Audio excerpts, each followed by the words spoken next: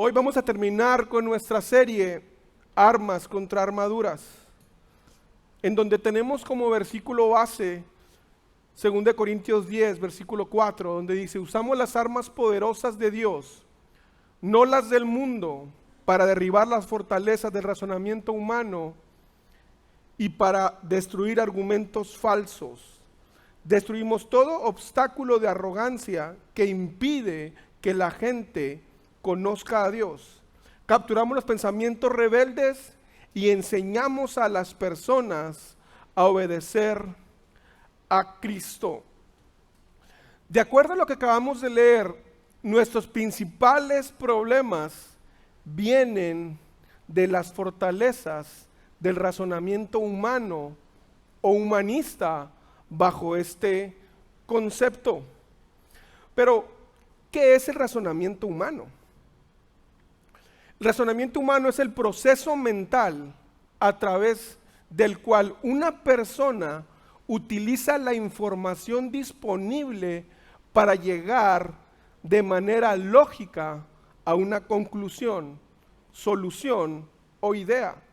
El razonamiento se basa en la capacidad de procesar información, conectar ideas y utilizar la lógica para llegar a conclusiones válidas.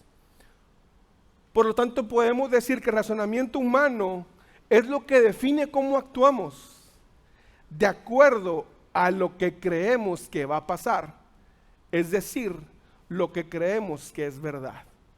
¿Por qué? Porque juntamos información, le creamos una serie de paso 1, paso 2, paso 3, ¿de acuerdo a qué? A lo que creemos que es verdad, a lo que creemos que es lo que sigue, y en base a ese razonamiento es como nosotros actuamos. ¿Cómo se construyen las fortalezas del razonamiento humano? Romanos 12:2 nos dice: no imiten las conductas ni las costumbres de este mundo, más bien dejen que Dios los transforme en personas nuevas al cambiarles la manera de pensar. Entonces aprenderán a conocer la voluntad de Dios para ustedes, la cual es buena, agradable y perfecta.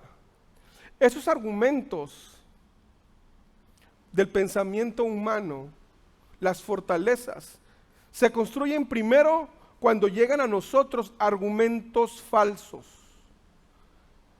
que podemos decir que son los cimientos y la columna de nuestra forma de actuar.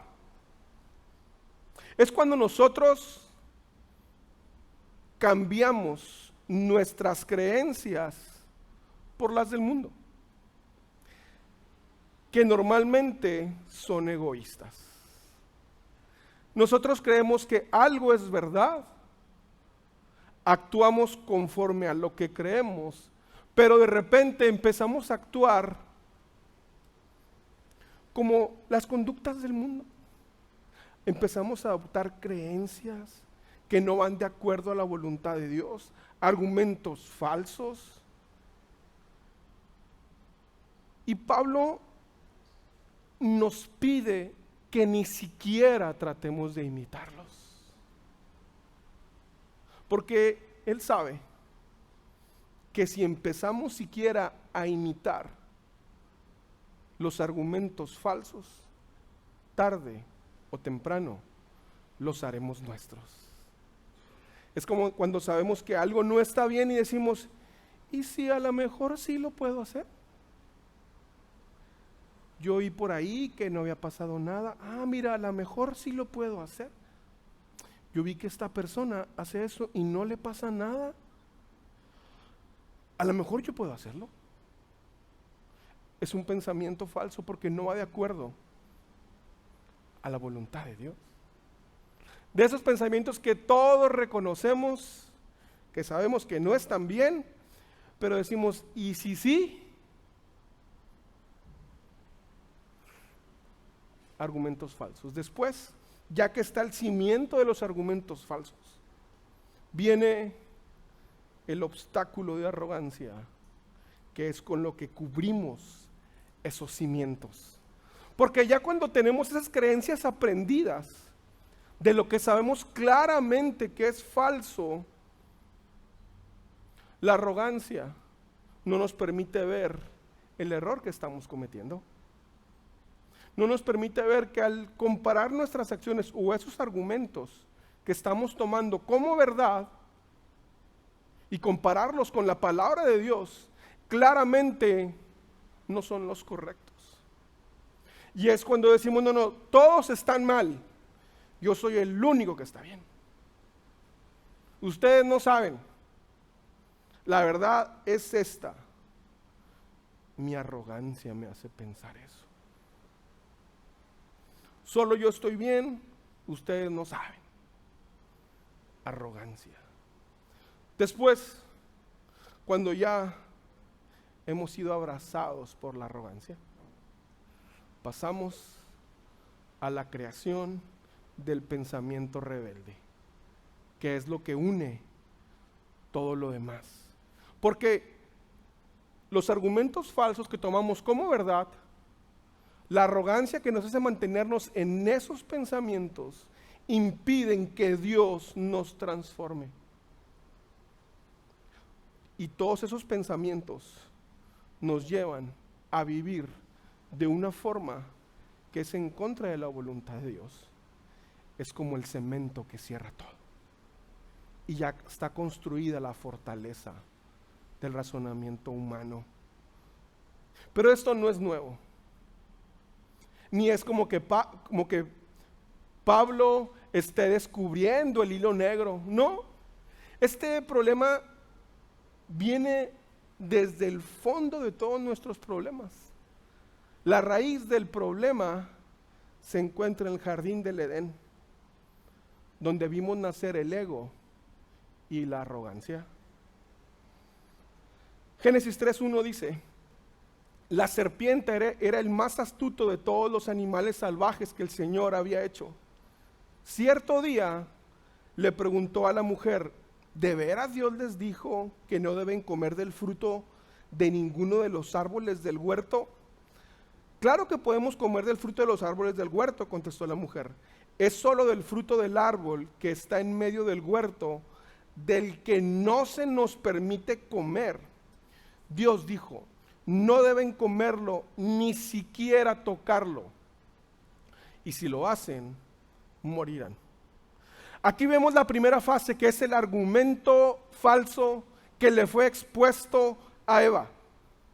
Eva le puso atención a la serpiente, le puso atención al argumento falso.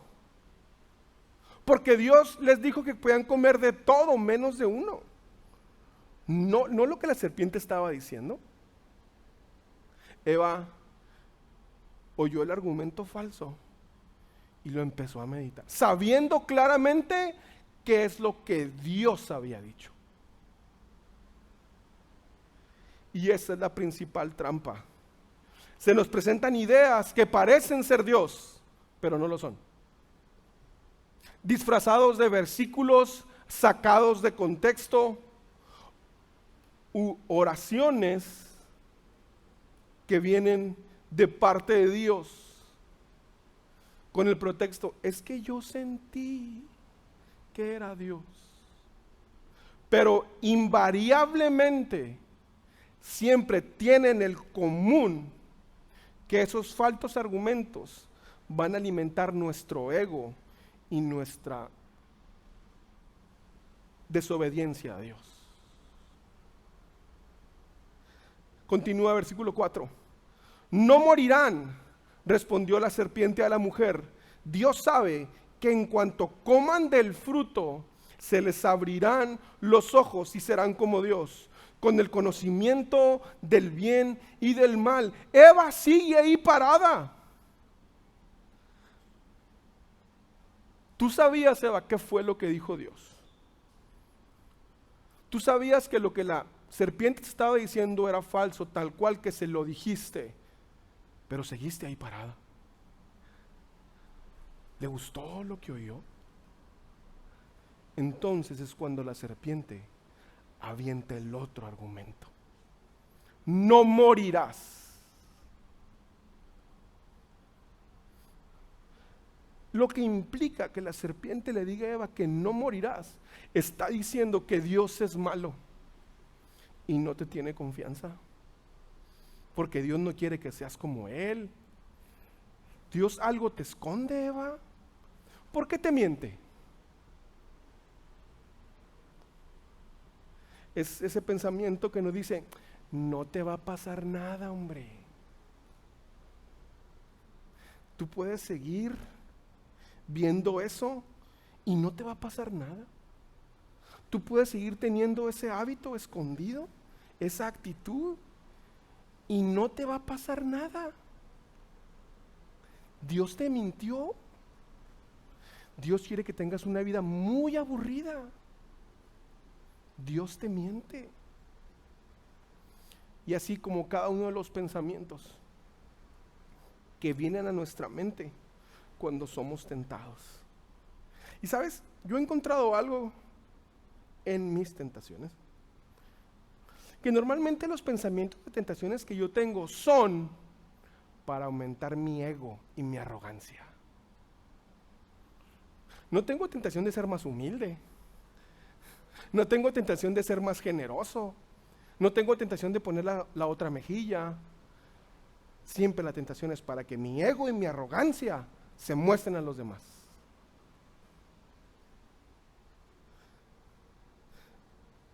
Ya el argumento falso había sido plantado en el corazón de Eva. No se quitó a tiempo. Ya el cimiento y la columna habían sido fijadas en su corazón. Versículo 6. La mujer quedó convencida, vio que el árbol era hermoso y su fruto parecía delicioso, y quiso la sabiduría que le daría. Eva ya estaba envuelta en la forma de pensar de la serpiente y puso el argumento de la arrogancia de creer que ella también podía ser como Dios. ¿Tú me dices que puedo ser como Dios? Me gusta la idea. Cambió su forma de pensar hacia Dios y tomó su decisión en base a ese razonamiento. Y no estoy diciendo que no razonemos. Yo te invito que cada palabra que tú escuches, la analices y retengas lo bueno. Medita todo lo que entra en tu mente. Medita todo lo que tú eres expuesto. El problema es que cuando sabiendo que ese razonamiento va en contra de la voluntad de Dios, tú lo sigues alimentando para alimentar tu ego y la arrogancia.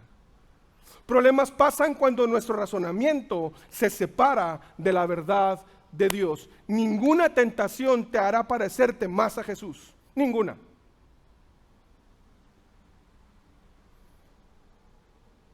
La tentación es la invitación a tener un estilo de vida que le agrada a Satanás y renunciar al estilo de vida que Dios quiere para nosotros. Desde ese día hasta ahora, ese ha sido el trabajo de Satanás, tentarnos. La serpiente tentó a Eva haciéndole dudar de la bondad de Dios. Porque le dijo, ese Dios, el que tú dices que te dijo que no comieras, es un Dios muy estricto. ¿Por qué no vas a comer de eso?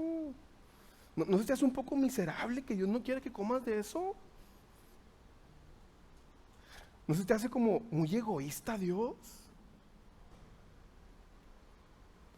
¿Por qué no quiere que tengas el conocimiento del bien y del mal? Es muy egoísta. Puso en duda la bondad de Dios ante Eva. Y Eva cayó.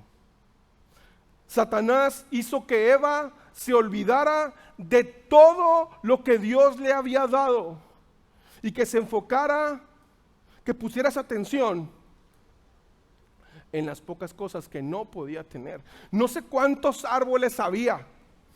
Pero Eva quería ese. Se olvidó de que no tenían que trabajar. Se olvidó que tenían una comunión con Dios como nadie la había tenido. Se le olvidó todo eso y ella puso su atención en lo que no podía tener únicamente. ¿Por qué? Porque ella quería eso. Y si ella lo quería, tenía que tenerlo. De la misma manera nosotros nos metemos en problemas cuando insistimos en prestar atención a las cosas que Dios no nos ha dado, en lugar de mirar lo mucho que Dios nos ha dado. Y caemos en la autolástima. Es que, ¿por qué yo, Dios? ¿Por qué no puedo tener eso? La próxima vez que la autolástima llegue a tu vida, considera todo lo que sí tienes y dale gracias a Dios por eso. Y hay algo que resalta de la tentación. Eva, al ver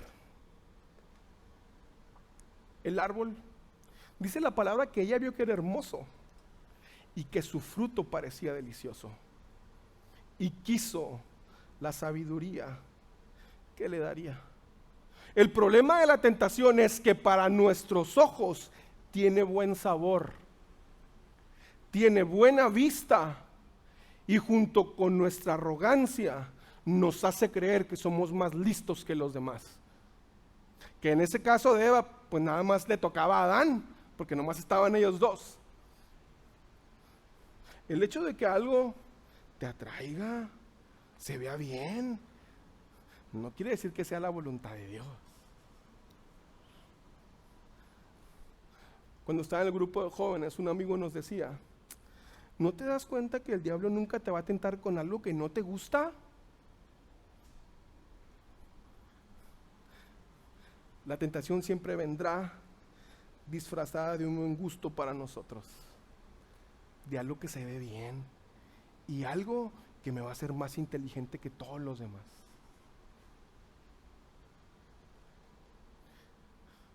Ya cuando Eva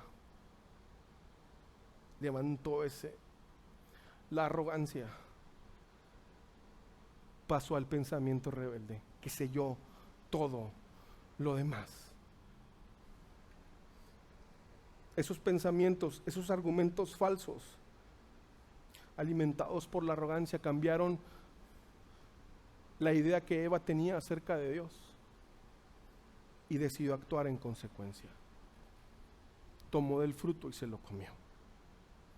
Y ese pensamiento, ese argumento falso, afectó su vida, afectó su eternidad.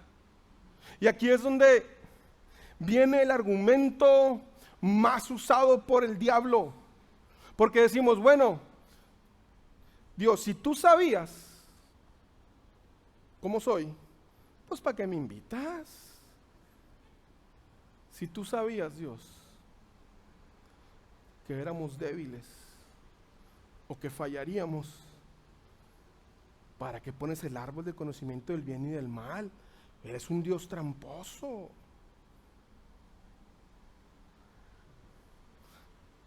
¿Por qué si sabías que iba a divorciarme, me iban a engañar? ¿Por qué permitiste que me casara? ¿Por qué no me hiciste omnisciente como tú, saberlo todo en todo momento, para evitar ese peligro?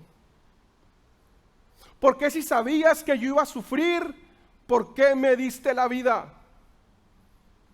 Esa es la pregunta que todos nos hacemos. Pero ese tipo de preguntas, aunque son válidas, revelan de dónde vienen, de la humanidad.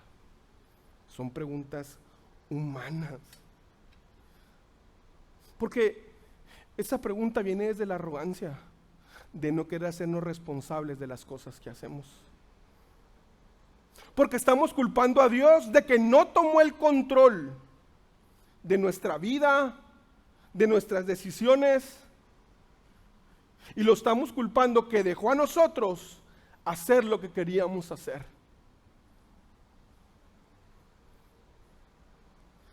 ¿Hacemos a Dios responsable de nuestras acciones o las de otro ser humano? Porque con esa pregunta lo que le estamos diciendo es: mejor vuélveme robot, porque no me quiero equivocar. Vuélveme robot para que yo no tenga que definir nada, yo no tenga que pensar nada, yo no tenga que meditar nada. Yo simplemente ejecuto y no tengo responsabilidades. O sea, ¿cuándo sí queremos que Dios nos deje elegir, nos dé la posibilidad de escoger, de sentir, y cuándo no? Es la voz de Eva diciéndole: yo voy a definir ahora qué está bien y qué está mal. Tú no. ¿O cuál es el parámetro para que Dios o nos maneje como maniquís para no equivocarnos, y cuándo no? ¿Quién pone la línea? ¿Cuando me conviene nada más? ¿O cuándo? Job se hizo la misma pregunta, capítulo 24, versículo 1. ¿Por qué el Todopoderoso no trae juicio a los malvados? Porque los justos deben esperarlo en vano. Job está diciendo: Señor, hay gente muy mala, ¿por qué no nos traes juicio? Y nosotros los buenos tenemos que esperar. ¿Por qué no actúas contra los malos? Versículo 13. La gente malvada se rebela contra la luz, se niega a reconocer a los caminos de la luz y a permanecer en sus sendas. El asesino se levanta de madrugada para matar al pobre y al necesitado. Por la noche es un ladrón.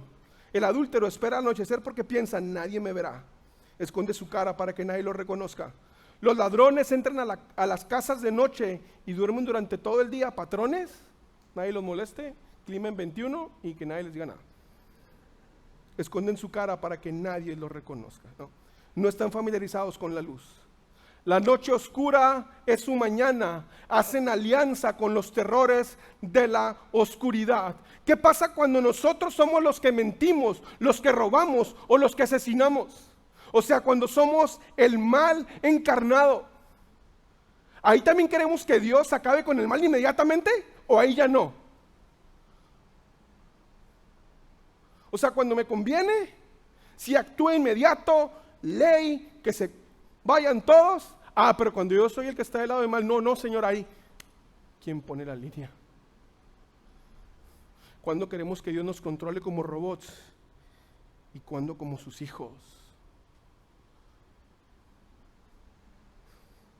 Por el otro lado, hay personas que viven atormentadas con la culpa de creer que ellos pudieron haber hecho algo para evitar una tragedia. Y culpamos a Dios de que no nos hizo como Él, omnipotentes, omnipresentes. Esa es la misma intención que Eva tuvo al tomar el fruto. Porque no sabía que esto iba a pasar, porque no soy como tú, porque no lo sé todo y porque no tengo todo el poder. Es la voz de Eva tomando del fruto, diciendo: yo te voy a decir qué se debe hacer. La instrucción era muy clara para Adán y Eva. Por lo tanto, Dios ahí había terminado. Dios le dijo cuál era su voluntad. Lo que le dijo el pueblo israelí: amado, yo pongo delante de ti el bien y el mal, escoge pues el bien. Dios ya había dicho cuál era su voluntad. La decisión de no obedecer no le correspondía a Dios, sino a ellos. Nuestra arrogancia nos hace pensar que podemos culpar a Dios de todo lo que nos pasa, ya sea porque no nos hizo como Él o porque Él no intervino. ¿Qué hace Dios ante esto? ¿Qué hace Dios cuando les dice: oye, tú decides? Y cuando decidimos y reclamamos, ¿qué hace Dios? Génesis 3:21: y el Señor Dios hizo ropa de pieles de animales para Adán y su esposa. La respuesta de Dios ante el necio fue vestirnos de Cristo. Dios lo que hace al ver la desnudez, hace un sacrificio, porque les da pieles de animales. Obviamente tenía que haber matado al animal. Y eso es una sombra de lo que su hijo iba a hacer muchos años adelante. No es preguntarnos por qué no interviniste, dónde estabas, por qué me hiciste así, por qué tengo esta familia. No, esa no es la pregunta.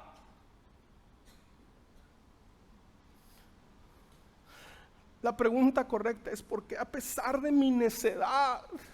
¿Por qué a pesar que hago lo que me da mi regalada gana? ¿Por qué a pesar de que yo sé qué es lo que tengo que hacer y no lo hago? ¿Por qué me vistes de Cristo? Hay una pregunta que resumbe en mi corazón, y cada vez que la medito, no sé, yo le pregunto a Dios: ¿por qué me amas? ¿Por qué si soy necio? ¿Por qué si tengo tantos errores, Señor? ¿Por qué si te he despreciado, te he ignorado? ¿Por qué me sigues amando? ¿Qué encuentras en mí? No hay nada, no tengo que reclamarle. ¿Sabes cuál es la única respuesta? Porque Dios me ama.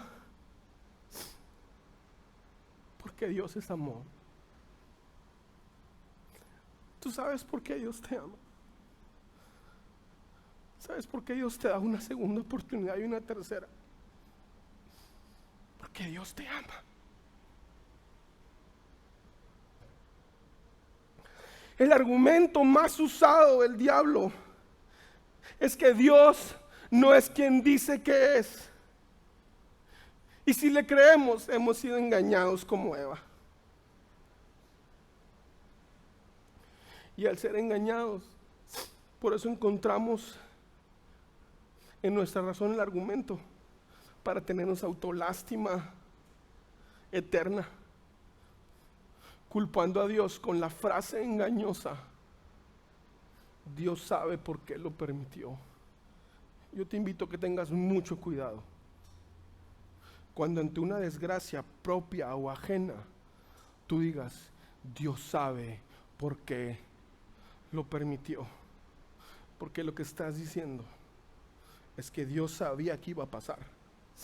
Dios tenía la capacidad de evitarlo y no lo hizo. Estás diciendo que Dios es malo.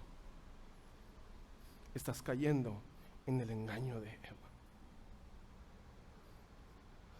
Estás diciendo: Dios es culpable porque no hizo lo que yo quería, o porque lo permitió. Gálatas 3:1 dice: ay, Gálatas, tonto, ¿quiénes son los hechizados? ¿Quién los ha hechizado? Pues el significado de la muerte de Jesucristo se les explicó con tanta claridad como si lo hubieran visto morir en la cruz.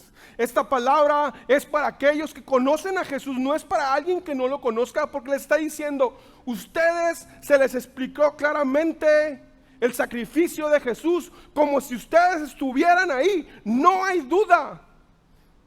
¿Quiénes los han engañado? Tú que conoces a Jesús, ¿quién te ha engañado?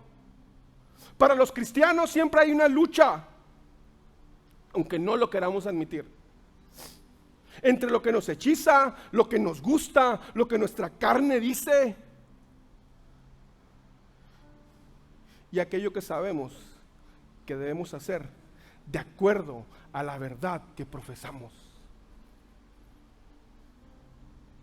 Aunque sabemos y conocemos a Dios, luchamos con pensamientos y hábitos que vienen a fascinarnos, así como Eva fue fascinada. ¿Cuál es la razón de esta lucha? Que no nos gusta obedecer. Nos gusta hacer nuestra santa voluntad y que los demás hagan lo que yo quiero que hagan. Esa es la realidad. Aunque se me queden viendo así, no nos gusta obedecer.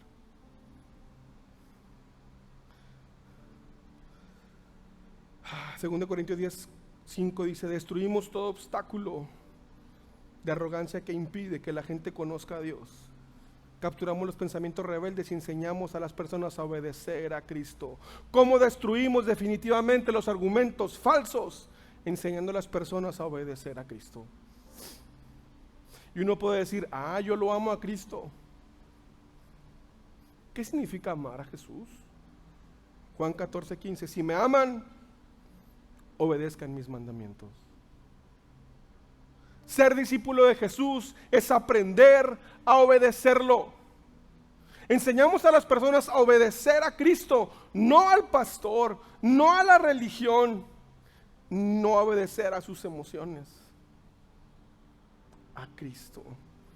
Si estás en un lugar donde te piden obediencia ciega y total a la persona, huye. Eso es una secta. Mismo Jesús tuvo que aprender a obedecer. Jesús aprendió a obedecer a través de José y María. ¿Por qué? Tenía que obedecer a otro ser humano. La creación ordenándole al Creador. ¿Dónde se ha visto eso? Es como si un hermano menor le mandara al hermano mayor. Eso no es posible. No se da. También aprendió a obedecer al ser bautizado por Juan el Bautista, porque le dice, es necesario que cumpla la ley. Al cumplir las reglas y los mandamientos de su padre, el libro estaba escribiendo al autor. También aprendió a obedecer al vencer la tentación en el desierto. Obedeció porque resistió la tentación, de sabiendo él quién era, no podía hacer lo que él quería o sintiera. Tenía que obedecer al Padre. Y número 4, en Getsemaní, para ir a la cruz y satisfacer la justicia de Dios. Hebreos 5:7 dice, mientras estuvo aquí en la tierra, Jesús ofreció oraciones y súplicas con gran clamor y lágrimas al que podía rescatarlo de la muerte. Y Dios oyó sus oraciones por la gran reverencia que Jesús le tenía. Aunque era hijo de Dios, Jesús aprendió obediencia por las cosas que sufrió. Getsemaní literalmente significa prensa de aceite. Getsemaní es cuando estás bajo presión, es que se muestra lo que realmente hay en nuestro corazón. Jesús sabía lo que significaría obedecer. Significaría sufrimiento y muerte. Cosas que él no merecía. Él sabía muy bien, no iba engañado. No vamos a encontrar un Jesús más humano que en Getsemaní. Al pedirle al único que podía salvarlo de ese sufrimiento, que si fuera posible evitara ese dolor. ¿Has estado ahí? Prensado. Cuando sabes lo que realmente hay en tu corazón. Yo sí he estado ahí. Aquí es la primera vez que vemos que la voluntad del Padre y la voluntad del Hijo estaban en conflicto. ¿Alguna vez ha estado tu voluntad en conflicto con la del Padre? ¿Y qué fue lo que se hizo? La voluntad del Padre. ¿Por qué? Porque Jesús obedeció. Porque para la obediencia no bastan las buenas intenciones, ni tampoco basta solo desearla. Hay que obedecer. Jesús obedeció lo que su padre le estaba pidiendo, a pesar de lo que pidió con lágrimas, gotas de sangre. Jesús no era automáticamente inmune a las luchas, no. Sí triunfaba sobre ellas, pero no era de forma automática. ¿Por qué Jesús triunfaba sobre cualquier lucha que venía sobre él? Porque no hacía su propia voluntad, sino hacía la voluntad de su Padre. Era obediente. Si Jesús no hubiera tenido la oportunidad de no pedir ayuda y decir no, no lo quiero hacer. No hubiera sido difícil.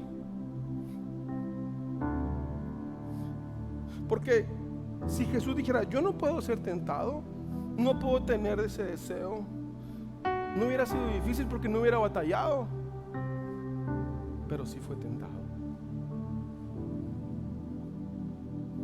Esto nos muestra cuán digno era para Jesús ser obediente a su Padre. Si queremos salir victoriosos, tenemos que obedecer la voluntad de nuestro Padre. Dios sí contestó su súplica. Dios no se mantuvo lejos, pero contestó con la resurrección. Contestó con la victoria definitiva sobre la muerte, el diablo y el pecado. La obediencia es algo que se aprende y se puede mejorar. No es algo automático. Es un proceso y por ende hay diferentes tipos de obediencia. La obediencia parcial es la que vemos en el rey Saúl en 1 Samuel 15, cuando le pidieron que acabara con todo lo que encontrara en Amalek: chivos, perros, vacas, rey, sirvientes, todo. Y Saúl decide, no, ¿sabes qué? Me voy a traer este becerrito, este chivito. Y cuando le están reclamando, le dicen, oye, no puedo ir, porque literalmente tu pecado te delata. O sea, no, es que el pueblo quería hacerte un altar. ¿Qué tiene de malo hacer un altar? No, el problema no es ese, Saúl. El problema es que te pidieron que obedecieras y hiciste lo que te dio tu regalada gana. Es cuando nosotros venimos a un lugar como este y únicamente escogemos lo que nos gusta, y lo que no nos gusta le decimos, no, ese es para el vecino, no es para mí, yo nomás me quedo con esto. Venimos y cantamos, pero nuestras decisiones no van de acuerdo a lo que cantamos. Es cuando conservamos esas cosas de nuestro pasado que no queremos entregarle a Dios, que nos siguen fascinando, y con el pretexto de que obedecemos a Dios en otras cosas, pues ahí estamos, Dios, ni tú ni yo, ¿qué te parece con ellos? Y ahí nos la vamos llevando, vamos negociando, me das, te doy. Es como si a mí me pidieran que llegara temprano a un lugar y llego tarde y dijera, antes di que vine o me voy. Obediencia parcial. La obediencia fingida es la que vemos en la parábola de 2 hijos en Mateo 21. Son 2 hijos que el padre les pide una cosa. Uno, el primero, se queja, dice, no, yo no voy a hacer eso, ¿qué le pasa? Pero después va. Y el otro dice, sí, señora, heme aquí, envíame a mí. ¿Qué quiere que haga, Padre hermoso? Pero no va. Somos nosotros cuando renegamos de lo que Dios nos pide, aunque después lo hagamos a regañadientes, enojados. Somos nosotros cuando solamente tenemos la fachada de una vida religiosa y recta, pero al final, por nuestra arrogancia, vivimos como queremos, fingimos lo que no somos. Y la final es la obediencia total. Filipenses 2:5 dice, tengan la misma actitud que tuvo Cristo Jesús. Aunque era Dios, no consideró que el ser igual a Dios fuera algo a lo cual aferrarse. En cambio, renunció a sus privilegios divinos, adoptó la humilde posición de un esclavo y nació como un ser humano. Cuando apareció en forma de hombre, se humilló a sí mismo en obediencia a Dios y murió en la cruz como morían los criminales. Por lo tanto, Dios lo elevó al lugar de máximo honor y le dio el nombre que está por encima de todos los demás nombres. ¿Cuánto te ha costado obedecer? A Jesús le costó la vida. Ser un cristiano obediente te va a costar todo, día a día, porque día a día se va a levantar tu carne y te va a decir: no quiero,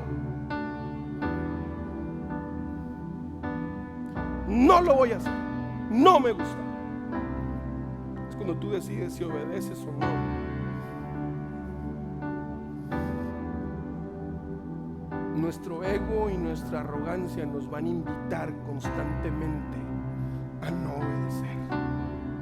La obediencia total es Getsemaní sin pretexto.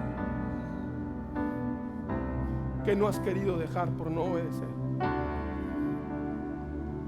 ¿Qué áreas de tu vida las has dejado ahí sin tocar, ignorándolas? Y que cada día, como los animales de Saúl, vienen y tu mentira te delata. ¿Qué es lo que no has dejado? Obedecer te va a costar todo, pero una obediencia total es la única forma de parecernos a Jesús.